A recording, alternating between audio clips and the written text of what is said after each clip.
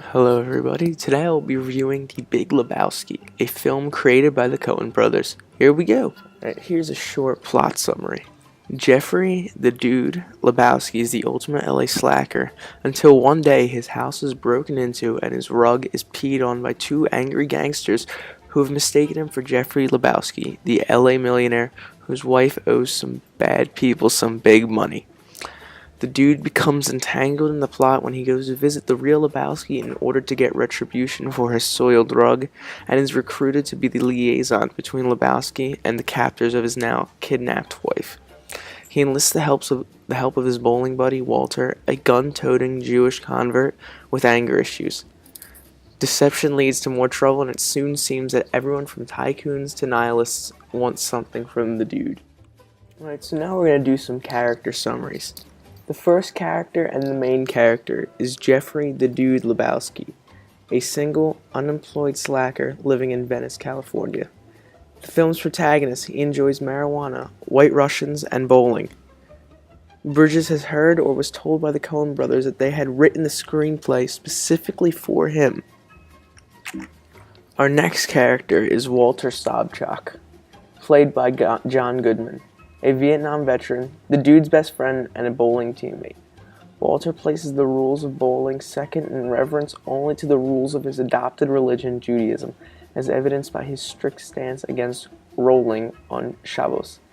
He has a violent temper and is given to pulling out a handgun in order to settle his disputes.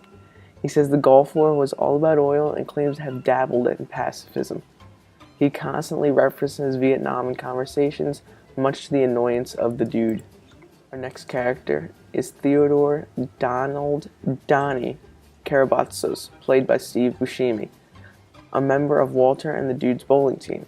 Naive and good-natured, Donnie is an avid bowler and frequently interrupts Walter's diatribes to inquire about the parts of the story he missed or he did not understand, provoking Walter's frequently repeated response, "Shut up, Donnie."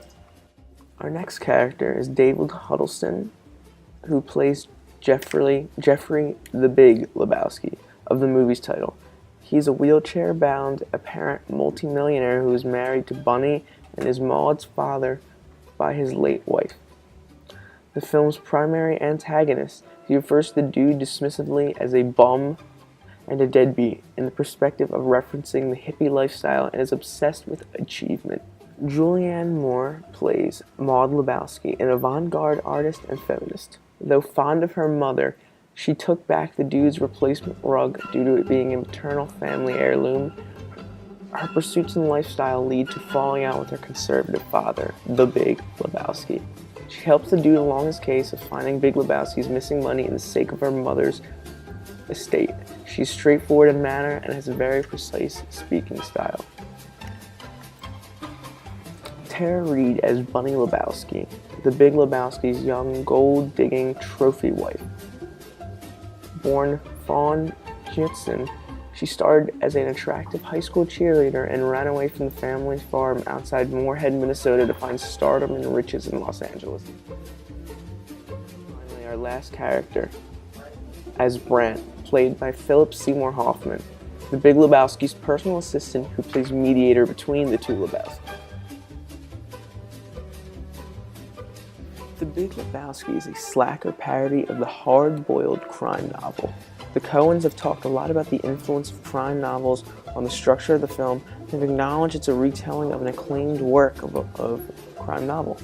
This includes mocking one of the staple techniques of film noirs, which were of the similar type. The film is also filled with great editing and technique, as exampled by Lebowski's dream sequences, where he is shown playing out fantastic fantasies of bowling.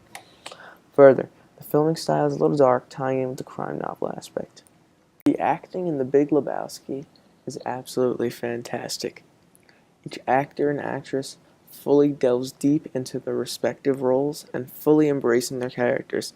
Here's an example of great acting between the dude, Jeff Bridges, and Bob, John Goodman, in a scene.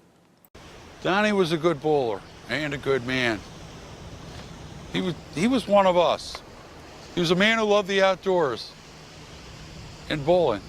And as a surfer, he explored the beaches of Southern California from La Jolla to Leo Carrillo, and up to Pismo. He died. He died, as so many young men of his generation before his time. In your wisdom, Lord, you took him. As you took so many bright, flowering young men at Quezon, at Londoc, at Hill 364. These young men gave their lives. So did Donnie. Donnie, who loved bowling. And so, Theodore Donald Karabatsos, in accordance with what we think your dying wishes might well have been, we commit your final mortal remains to the bosom of the Pacific Ocean, which you loved so well. Good night, sweet prince.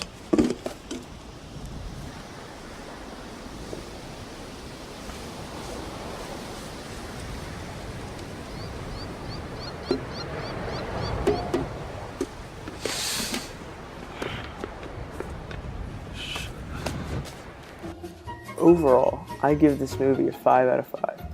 Due to all of its components, like story, acting, and filmmaking, this film shines bright. Overall, this film is superb, much like other Coen Brothers films.